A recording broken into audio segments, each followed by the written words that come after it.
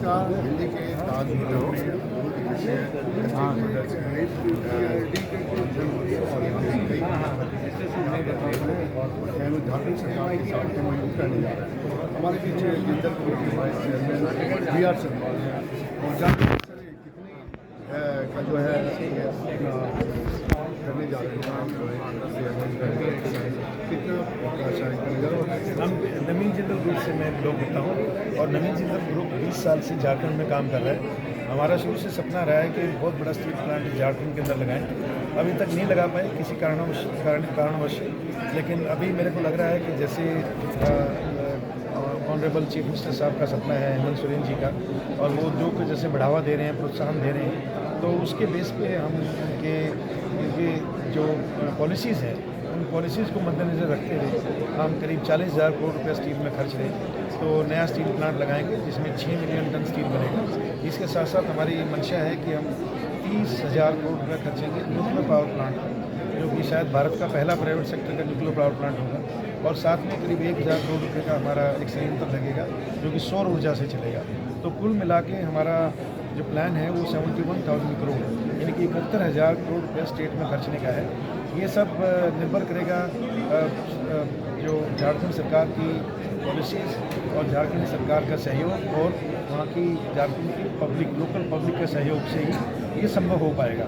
मुझे उम्मीद है कि जिस प्रकार से एक इंडस्ट्रियल फ्रेंडली जो माहौल वहाँ पे एमर्ज हो रहा है, बन रहा है, तो मुझे उम्मीद है कि हमारा प्लांट सक्सेसफुल रहेगा। और ये जो सक्सेस स्टोरी है ये दूसरे जो बिजनेसमैन हैं उनको भी आकर्षित करेगी झारखंड के अंदर, जिससे कि अनएम्प्लॉयमेंट भी खत्म होगी। कितना मानते कि कितना 71,000 करोड़ लोग इन्वेस्ट कर रहे हैं, तो ऐसे में जो बेरोजगार युवा हैं, शिक्षित हैं, उनको कितना अपॉर्चुनिटी मिलेगा रोजगार? देखिए, दो टाइप से एम्प्लॉयमेंट होती है, एक होती है डायरेक्ट, एक इनडायरेक्ट। तो डायरेक्ट एम्प्लॉयमेंट 71,000 करोड़ के इन्वेस्टमेंट में करीब 20,000 लोगों को एम्प्लॉयमेंट मिलेगी। और इनडायरेक्ट एम्प्लॉयमेंट तो बहुत ज़्यादा हो जाएगी, क्योंकि उसी से जो एंसिलरी यूनिट चलती है, उसी से छोटे उद्योग आते हैं, उसी से जो है वो ट्रांसपोर्टर चलते हैं, उसी से होटल चलते हैं, एयरपोर्ट चलते हैं, बसें चलती हैं। तो वो जो इनडायरेक्ट जो एम्प्लॉयमेंट है वो भी बहुत ज़्यादा जनरेट होती है। तो इसलिए मुझे उम्मीद है कि इस प्रकार से करीब 20 से 30,000 लोगों को डायरेक्टली इनडायरेक्टली रोजगार प्राप्त होगा। और इसके अंदर हमें झारखंड सरकार का भी बहुत सहयोग चाहिए। उनको इंजीनियरिंग कॉलेजेस और ITI और पॉलिटेक्निक कॉलेज बनाने चाहिए, जिससे कि हम कुशल कारीगरों का जनरेट कर पाएँ, कुशल कारीगर बना पाएँ।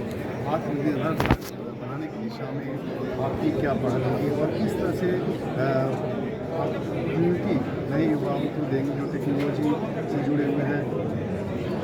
आत्मनिर्भर भारत एक व्यक्ति का सपना नहीं है। आत्मनिर्भर भारत सारे 140 करोड़ लोगों का सपना है कि हमें आत्मनिर्भर बनना है। और सबसे पहले आत्मनिर्भर बनने के लिए हमारे को एनर्जी में आत्मनिर्भर होना है। उसके बाद हमारे को एनर्जी के बाद में मैन पावर में हमारे आत्मनिर्भर होना है। तो एनर्जी झारखंड के अंदर इतना कोल है कि झारखंड जो है कम से कम आधे भारत को एनर्जी दे सकता है। यदि एनर्जी जिस स्टेट में एनर्जी होगी, जहाँ पे बिजली बनती होगी, उसी स्टेट में उद्योग सबसे पहले आएगा, क्योंकि उसके अंदर बिजली की कीमत भी कम होगी और उद्योगों का जो आवागमन है और नई इन्वेस्टमेंट्स है वो उस स्टेट में आएंगे। तो अब जैसे कोल का सही सदुपयोग किया जाए तो मुझे उम्मीद है कि झारखंड सरकार बहुत जल्दी एक अच्छे संयंत्र पावर प्लांट लेके आ सकती है, जिससे उद्योग जगत के अंदर काफ़ी विकास होगा और नई नई कंपनियाँ झारखंड में आके काम करेंगी और उसी से अनएम्प्लॉयमेंट खत्म होगा। ये बताइए, झारखंड सरकार भारत के पीछे बनी जा रही है 71,000 है, इसी में जो आम जनता है या आम लोग हैं उनको कितना फ़ायदा होगा, ये किस तरह से? देखिए, किसी भी प्राइवेट इंस्टीट्यूशन या कंपनी का काम जनता को डायरेक्ट बेनिफिट देना नहीं होता, वो बेनिफिट इनडायरेक्टली होते हैं। जैसे CSR में पैसा लगाते हैं, कॉर्पोरेट सोशल रिस्पॉन्सिबिलिटी की तरफ से जो पैसा जाता है वो वहाँ के लोगों के ऊपर लगता है। दूसरा क्या है, एम्प्लॉयमेंट जनरेट होने से जो पैसे का जो इकॉनमी है उसकी रफ्तार पकड़ लेती है। तो वो रफ्तार पकड़ती है तो वो पैसा तो स्टेट में खत्म हो रहा है, वहीं पे कंज्यूम हो रहा है, स्टेट का पैसा स्टेट में रहना है, तो उससे ग्रोथ होती है।